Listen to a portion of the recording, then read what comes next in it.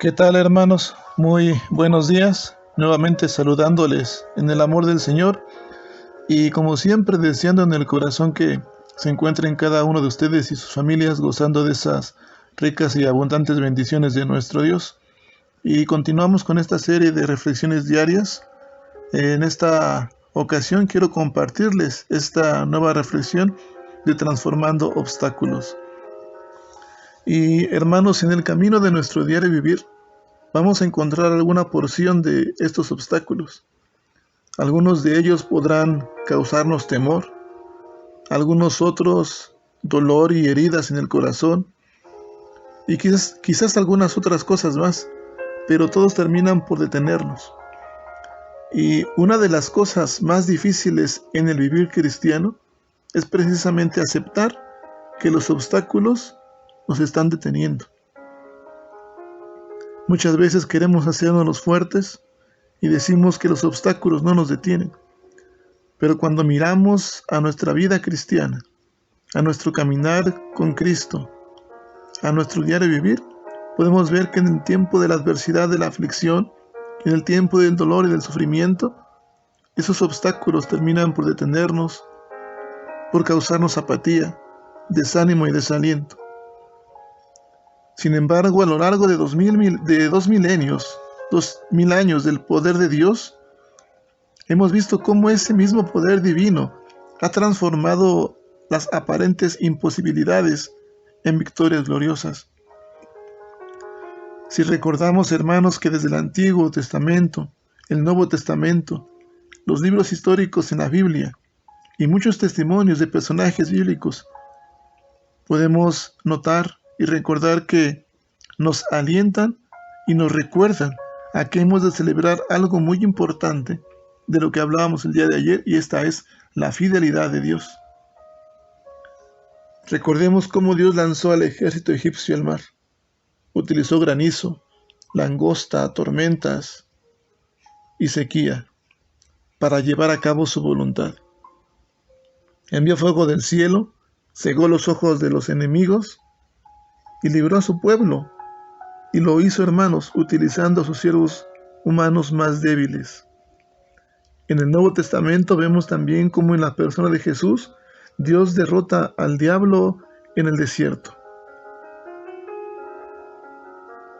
Da vida a Lázaro. Devuelve vista al ciego. Y lo más importante, mis amados hermanos, que Él rompe aquella opresión de la muerte.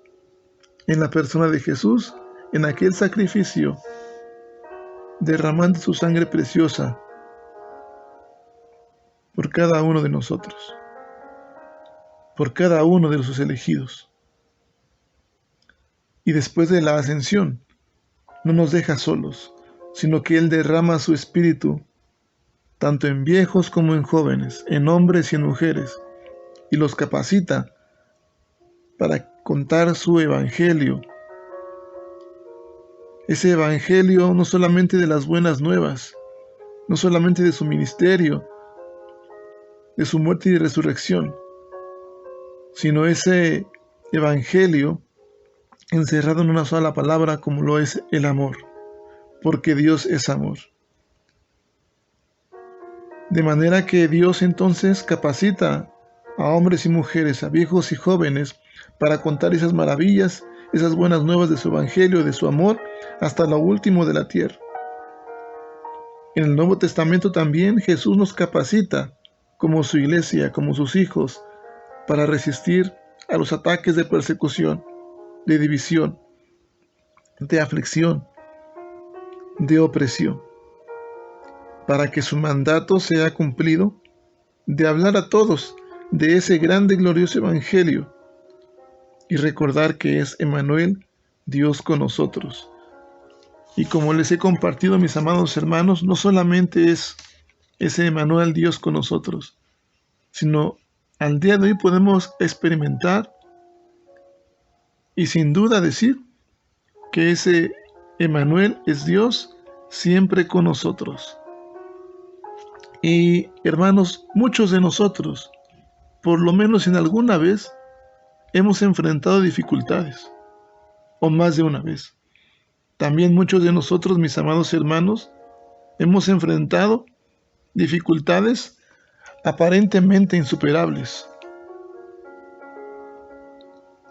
y se forman obstáculos en nuestro caminar cristiano. De manera que transformar esos obstáculos en oportunidades con la ayuda de Dios es algo que como cristianos hemos de hacer bien. Y ciertamente, hermanos, esta noción o esta expresión de obstáculos útiles puede no estar sonando muy inspiradora. Pero las pruebas, al ejercitar nuestra fe, van a desarrollar paciencia y resistencia. Y cuando la persistencia surge como resultado, se va a prosperar más allá de lo imaginado. Las dificultades podrán desaparecer, pero no porque ya no haya dificultades, sino que ahora esas dificultades y adversidades se van a convertir en bendiciones y las batallas van a traer victoria en Cristo Jesús. Por eso, hermanos, es importante regresar y avivar nuestro corazón, nuestra raíz, regresar a la palabra de Dios, encarnarla, como lo dijimos el día de ayer, en nuestro corazón.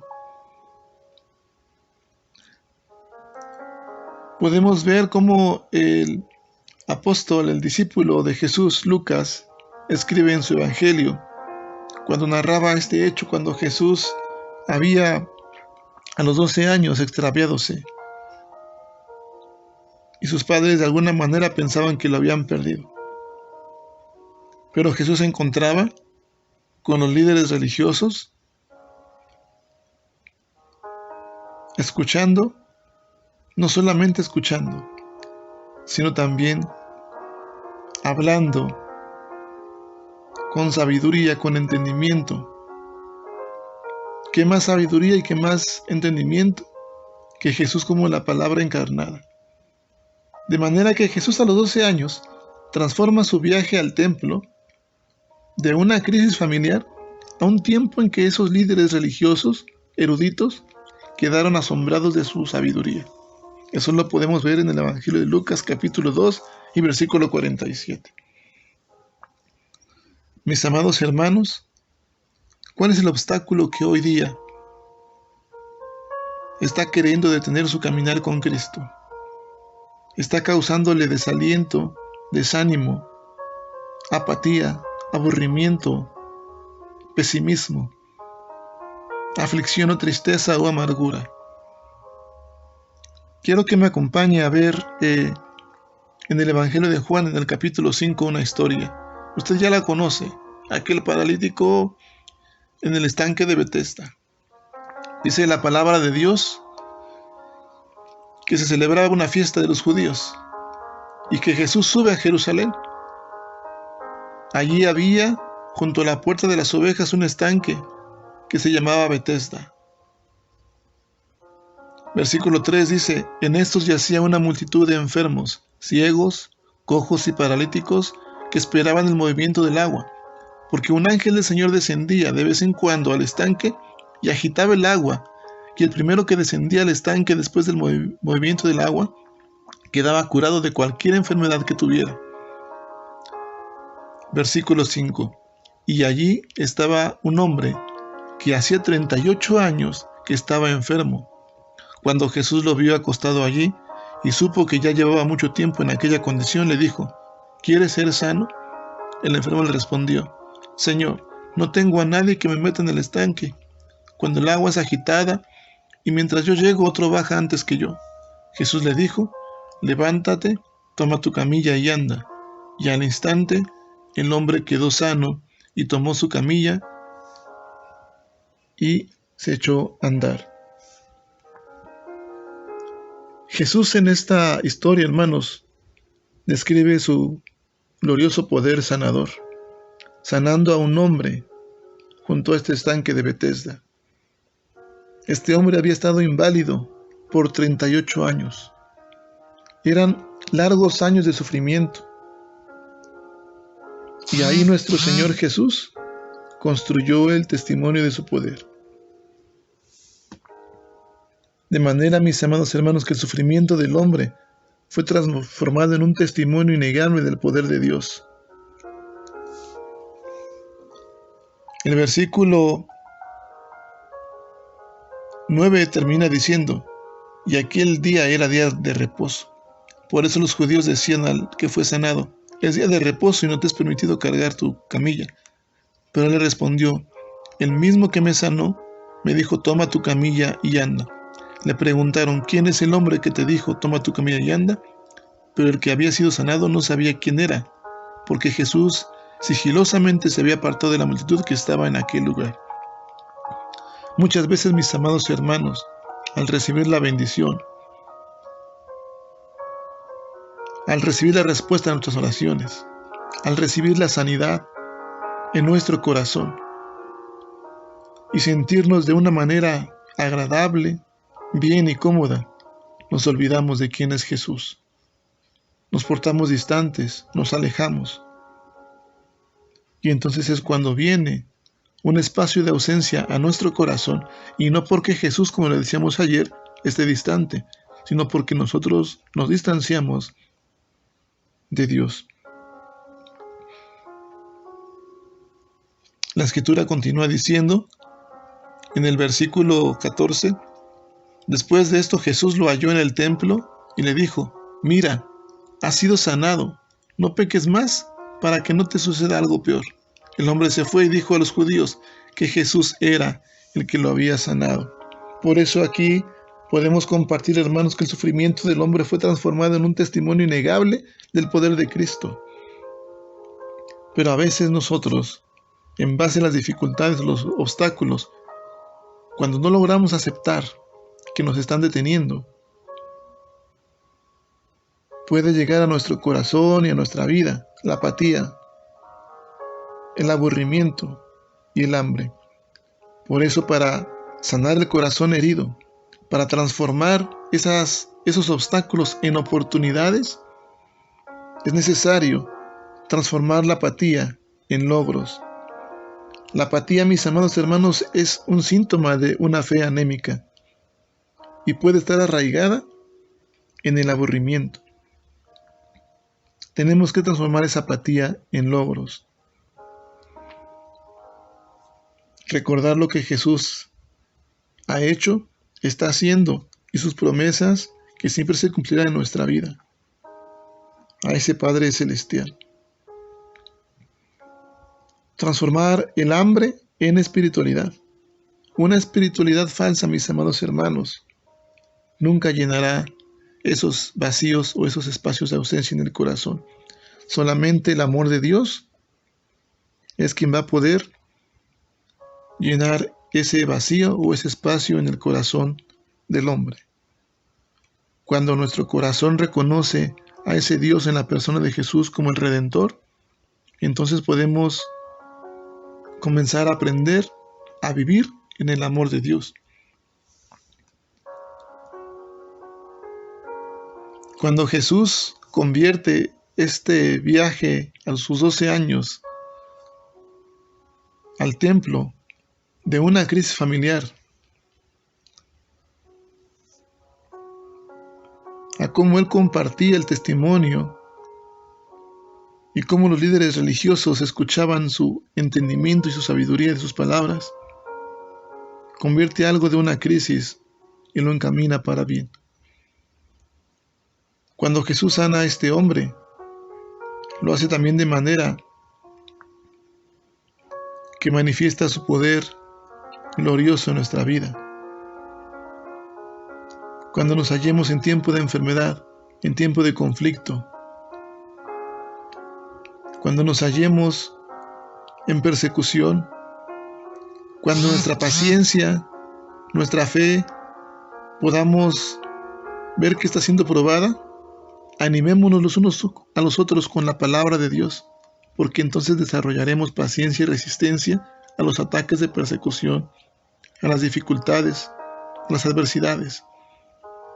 Y entonces estos obstáculos que se presentan en nuestra vida van a ser convertidos no solamente en oportunidades, sino en bendiciones. Y seguramente seguiremos luchando y batallando, pero en cada batalla Dios va a intervenir para traer victoria a nuestra vida, para traer paz a nuestro corazón. Que Dios le bendiga, mi amado hermano, y permítame seguir orando por usted y por su familia. Mi amado Dios, en esta hora queremos darte gracias por tu amor, por tu bondad. Y gracias, Padre Santo, porque nos tomas en cuenta y nos consideras en las pruebas para ejercitar nuestra fe, para desarrollar paciencia y resistencia, y para que el resultado, Señor, de esa persistencia en nuestra vida prospere en cada corazón y sea un resultado de nuestra fe. Ayúdanos, pues, Padre Santo, a convertir esos obstáculos en oportunidades y conviértelos tú, Señor, en bendiciones. Interviene como cada día lo haces en nuestras luchas diarias, trayendo victoria a nuestro corazón.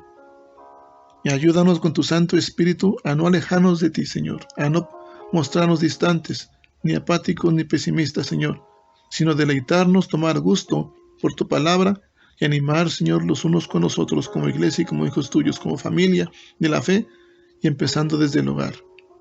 Padre Santo, que tu bendición sea siempre con mis hermanos, que a través de la gracia de tu Hijo Jesucristo, que ese amor eterno de ese Padre celestial, la comunión y la fortaleza, el consuelo y la paz de tu Santo Espíritu, también sean con mis hermanos y con sus familias de generación en generación, desde ahora y para siempre, en Cristo Jesús. Amén. Que Dios les bendiga, mis amados hermanos. Les mando un fuerte abrazo y nos vemos mañana en otra reflexión, esperando sea también de bendición para cada uno de ustedes. Dios les bendiga.